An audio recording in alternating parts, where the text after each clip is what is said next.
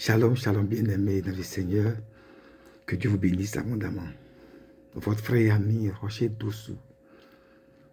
Je voudrais partager quelque chose avec vous ce matin, ou en ce jour, sur le livre de Marc au chapitre 5. L'histoire de la femme qui saignait depuis 12 ans. La Bible dit qu'elle a entendu parler de Jésus. Au fait, ma méditation ou mon exhortation s'intitule simplement « Comment parles-tu de Jésus ?» Vous savez, on a tellement parlé de Jésus à cette femme. Je ne sais pas qui lui a prêché l'évangile. La personne a tellement parlé de comment Jésus est tellement puissant. Et cette femme juste a entendu parler de Jésus-Christ.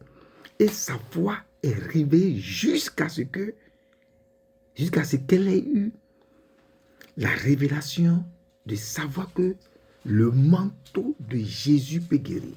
Frère, ça m'a fait beaucoup réfléchir. Comment nous parlons de Jésus aujourd'hui? Je suis venu en conclusion.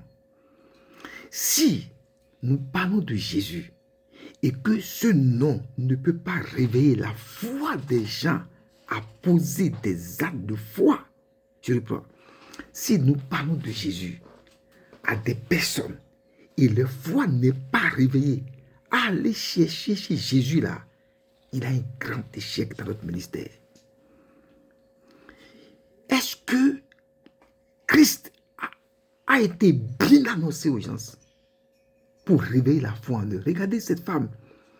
On lui a parlé de Jésus. J'ai dit bien parler de Jésus jusqu'à ce qu'elle pût constater ou qu'elle ait eu la révélation que le manteau de Christ contient quelque chose de puissant. Même que les disciples, ceux qui étaient avec Jésus, même Pierre, ne savaient même pas que le manteau de Christ pouvait apporter la guérison. Le centenier romain, quelqu'un qui n'est même pas de tout juif, en un mot, il n'était même pas chrétien, c'est un païen. Et lui aussi, on lui a parlé de Jésus, jusqu'à ce que il dise à Jésus, ne t'approche pas de moi, je ne suis pas digne, mais dis un seul mot. Et Jésus a dit qu'il n'a jamais vu une telle foi, même en Israël. Frère, il y a un problème. Quand je regarde nos affiches, nos programmes aujourd'hui dans nos églises, je suis dedans. Est-ce que nous annonçons Christ? Le diable est tellement annoncé. Les liens familiales, les combats, les nuits prophétiques, les nuits d'alliance ont été tellement vus que Christ n'est pas puissant en nous. Christ n'est pas puissant en nous. Christ est faible en nous. Je vais même profiter de la même occasion pour dire ceci. Regardez aujourd'hui ce qui se passe. Même des fois, je remarque que même dans la vie chrétienne, il n'y a plus d'épreuves. Tout est démoniaque. Tout est sorcellerie. Tout est lien. Il n'y a pas d'épreuve. Donc les Paul qui étaient en prison, c'est démoniaque. Les Sédrac, Méchak, Abednego qui ont été jetés dans la fosse au lion, c'est démoniaque. Même la mort de Christ même est démoniaque. Parce que tout est démon. Il n'y a plus d'épreuve. Il n'y a plus de temps difficile de formation pour les chrétiens. Tout ce qui y arrive, soit c'est démon, soit c'est péché.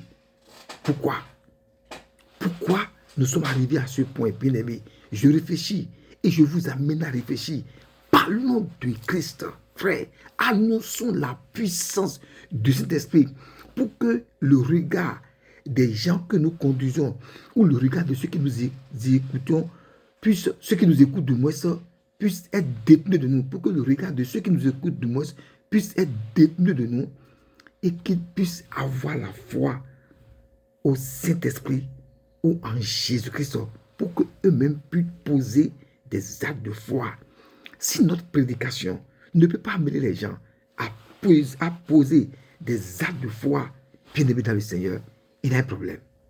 Je voudrais terminer en vous disant que de prendre ce message au sérieux, de réfléchir, surtout nous qui conduisons les gens, nous qui apportons des paroles aux gens, il faut que nous annoncions la grandeur de Christ pour que ceux qui écoutent la parole, que leur foi puisse être réveillée. Arrêtons d'annoncer des liens de famille. Je n'ai pas dit que les liens n'existent pas. Je n'ai pas dit que la délivrance n'existe pas. Mais je dis, si nous prêchons réellement Christ et Christ est élevé dans la vie des gens, les niais tomberont d'eux-mêmes sans effort. Et l'autodélivrance est la plus grande délivrance. L'autodélivrance est la plus grande délivrance. Que Dieu vous bénisse, votre frère et ami Roger Dosso. Que Dieu touche le cœur de quelqu'un à travers cette vidéo. Et très bonne journée à vous.